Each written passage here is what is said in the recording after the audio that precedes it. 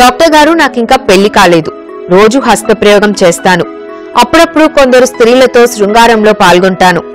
ఇంతవరకు ప్రతిసారి శృంగారంలో పాల్గొన్నప్పుడు శీఘ్రస్ఖలనం అయిపోయింది.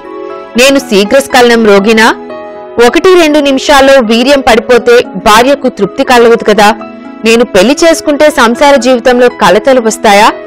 నాకున్న శీఘ్రస్ఖలనం సమస్య పరిష్కారానికి మందులు ఇప్పటి నుండే వాడాలా, లేక పెళ్లైన తర్వాత మొదలు పెడితే సరిపోతుందా?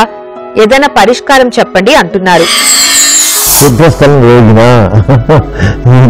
ఏ మాత్రం కాదు. శీఘ్రస్ఖలనం చాలా కామన్. అది రేపు ఆయన తప్పని పెళ్లి చేసుకుంటే అప్పుడు వాడదాం మందులు ఇంత అవసరం అంటే. ఇప్పుడు అవసరం లేదు. ఎందుకంటే రోజు సెక్స్లో పాల్గొంటుంటే ఆయనకి అలవాటు అయిపోతుంది. మనసు ఎలా కంట్రోల్ చేసుకోవాలి, వీర్యం పడకుండా ఎలా నిలబెట్టుకోవాలి అనేది అలవాటు అయిపోతుంది. అలవాటు అయిపోయిన తర్వాత ఆయన అప్పుడు వెళుతాడు.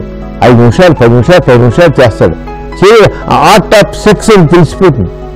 ఆర్ట్ ఆఫ్ మామూలు పెళ్లి కానీ ఆర్ట్ ఆఫ్ సెక్స్ తెలియపోవడం వల్ల ఈ శీఘ్రస్ఖలనం. అంచేత ఆయన ప్రస్తుతానికి ఏ మందులు వాడనవసరం లేదు.